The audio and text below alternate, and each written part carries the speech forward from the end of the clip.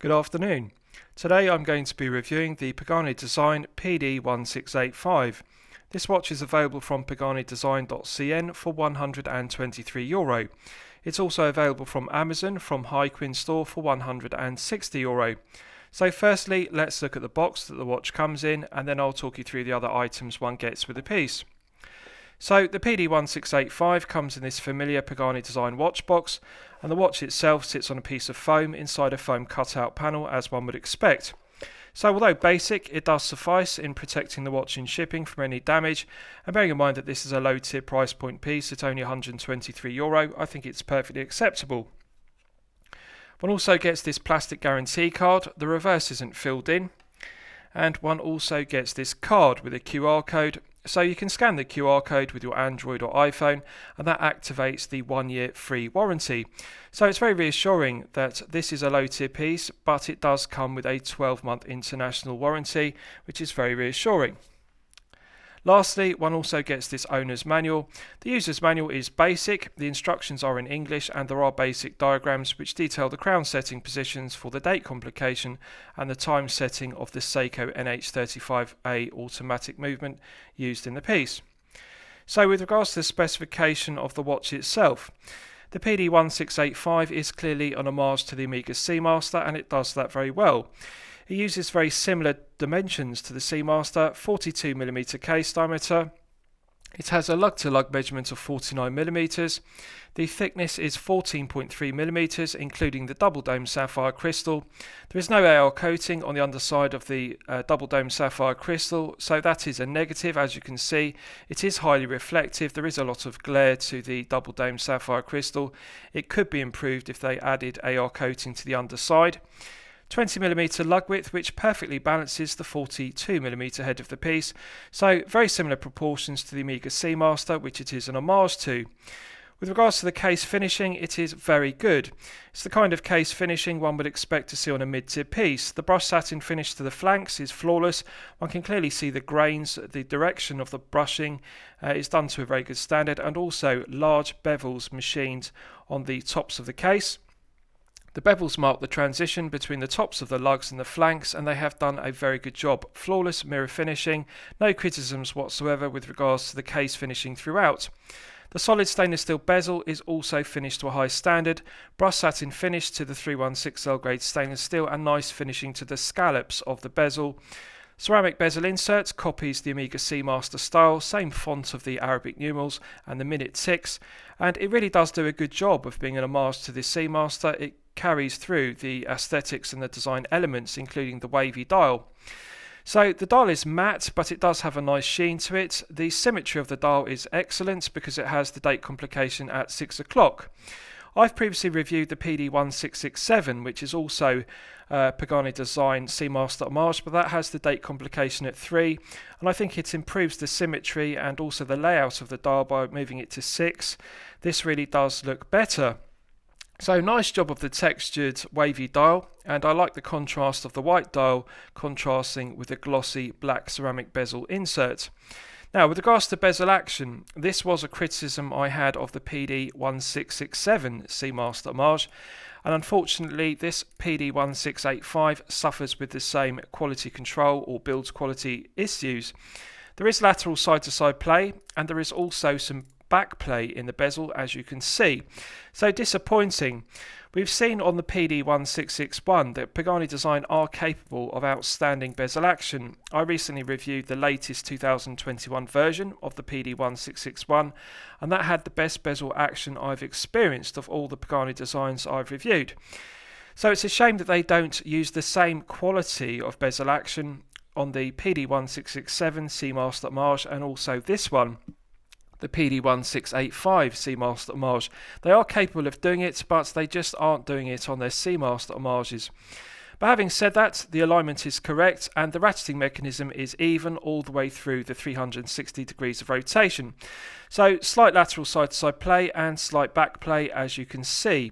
So really that's something that they could improve upon.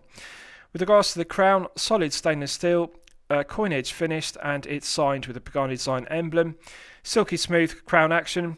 The internal thread of the solid stainless steel crown meshes and interfaces perfectly with the external thread of the stainless steel crown tube. The crown provides an effective hermetic seal to 100 meters, and it's an absolute pleasure to unscrew it and manually wind the movement to top up its power reserve to its 40-hour maximum.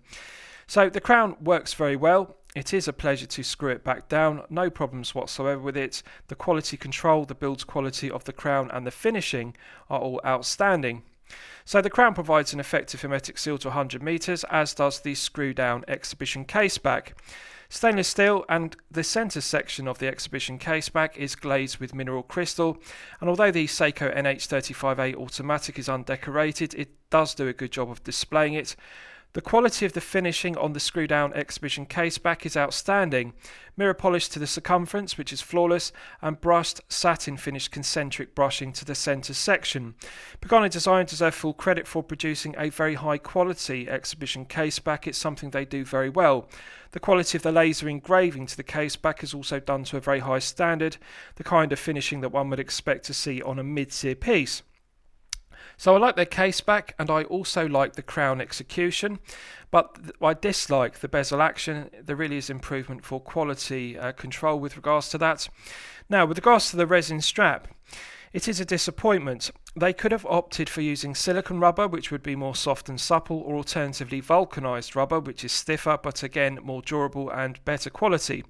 But they've chosen to use resin, and what they've done is they've used nylon fabric, which is stitched to the resin strap, and as you can see, it does give a very aesthetically pleasing integrated strap. But the resin feels exactly the same as a Casio digital watch, such as the F91W, which I'm sure you're familiar with. It's got that stiff plasticky feel to the resin rather than being soft silicone rubber or alternatively vulcanized rubber, so it's a clear cost-cutting measure and a disappointment. The clasp is well executed. They have a 2-button push deployant clasp, solid stainless steel, mirror polished throughout, and it has the Pagani Design emblem laser engraved to a high standard. Nice trigger action to the 2-button push deployant. The interior is finished to a good standard, mirror polished on the top side and underside, and it does work very well. It's got a nice positive click when closing it, and the nice firm resistance to the 2 spring-loaded triggers when one presses them in to unlock the deployant. So it's very well done, and it's easy to adjust the end of the strap in the deployant clasp. So I'll give you a wrist shot and you can see how it fits on my 8-inch wrist. Now, one thing I will say is I've previously reviewed the PD-1687, which was on the bracelet, and I actually found that that was an uncomfortable piece because the bracelet is 20mm and it doesn't taper down to the clasp, so it was a very heavy bracelet for a 42mm piece, and this really is a more comfortable piece to wear due to the resin strap. Yes, the resin strap isn't as soft and supple as silicone rubber, as I've discussed, but however, the 20mm strap width does balance the 42mm head of the piece very well. So on the rubber strap, the lack of heft is noticeable. It's significantly lighter than the bracelet version, and I really think that that's an improvement. It's only 105 grams. The bracelet version is 150 grams for comparison, so 45 grams more heft. So if you're looking for comfort, if you're a collector with a smaller wrist of 6 to 7 inches, I highly recommend you opt for this resin strap version rather than the bracelet version. The Omega Seamaster style case with the 49mm lug-to-lug measurement, and it's only 14.3mm thick, means it's relatively low profile and it will easily slip underneath a shirt cuff if you wear business shirts. So an ideal daily wear piece to wear for long periods of time. Very aesthetically pleasing. I like the contrast of the white dial and also the black ceramic bezel insert. Now, this is clearly an Master Seamaster, and Pagani Design have copied the skeletonized sword hands of the Seamaster, which are a design element, but however, I think it would have been better if they had fully loomed these sword hands rather than making them skeletonized as per the Seamaster. So it's divisive. Some collectors will like the fact that it has Seamaster style hands because it is an homage to that piece, but however, some collectors like myself will think that the skeletonized hands would have looked better and also performed better being fully loomed. So let's do a loom test and we'll see how the loom performs when it's charged up to its absolute maximum. So as always, I'm going to use my 100 UV LED torch and charge it up to its absolute peak. Right, so that's now fully charged and we'll see how it performs. So they've chosen to use C3 Luminova. which is a good choice. I like the characteristic green tone of C3. It reminds me of tritium loom, which is now obsolete due to its radioactivity. Tritium was superseded by Luminova, by C3 Luminova, and then C3 Luminova was superseded again by C3 Super Luminova. This is Luminova, so it doesn't perform as well as Super Luminova, but however it is better quality than the loom used on the PD-1687 Seamaster Homage, which I previously reviewed. It's glowing brighter and glowing for a better length of time, so I think Pagani Design have improved the quality of the loom they're using in 2021. But however, there is still further room for improvement. They could upgrade it again to Super Luminova, and I think it would justify a price increase to cover the extra production cost.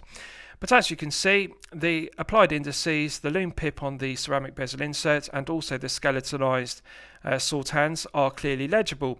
But they could have improved the performance of the hands by making them not skeletonized and making them fully loomed, as I've discussed.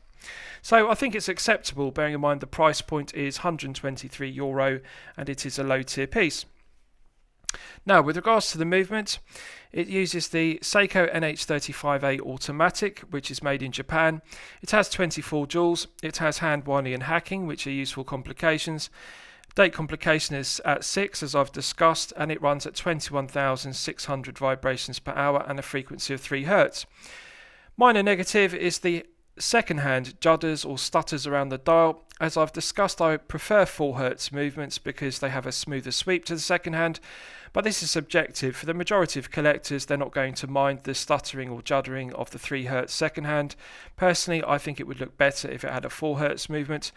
And it runs at -20 to +40 seconds accuracy, and I'm pleased to report that this one is regulated to +6 seconds per day, which is excellent, and I think the 40-hour power reserve is acceptable. So really, the Seiko NH35A is the correct choice for this piece. I like the fact it has hand winding and hacking and the 40-hour power reserve, and it's a very good, reliable, solid, well-proven workhorse movement. So lastly, I'll surmise the piece. What do I think of it overall? Well, when I'm considering reviewing a watch on my channel, the watch should meet 2 criteria. It should be both excellent quality and excellent value at the respective price point. So the price point of this piece is €123. Yes, I consider the quality to be good. I'm not going to say it's excellent for the simple reason the bezel action is a disappointment. If the bezel action had been improved and it was as good as the PD-1661, then yes, I would say it was excellent quality. But really, I can't do that because of the back play and the lateral side-to-side play, so it's a shame that that is the main negative of this watch. Also, the lack of AR coating on the underside of the sapphire crystal is something that could be added to improve the specification. So I would say the value of the watch is okay, and I would say the quality is good, but I can't say they're both excellent due to those reasons. So I'm going to recommend it to you for your consideration. I hope you've liked my review of the Pagani Design PD-1685. Please feel free to post your own comments below the video. Thank you very much.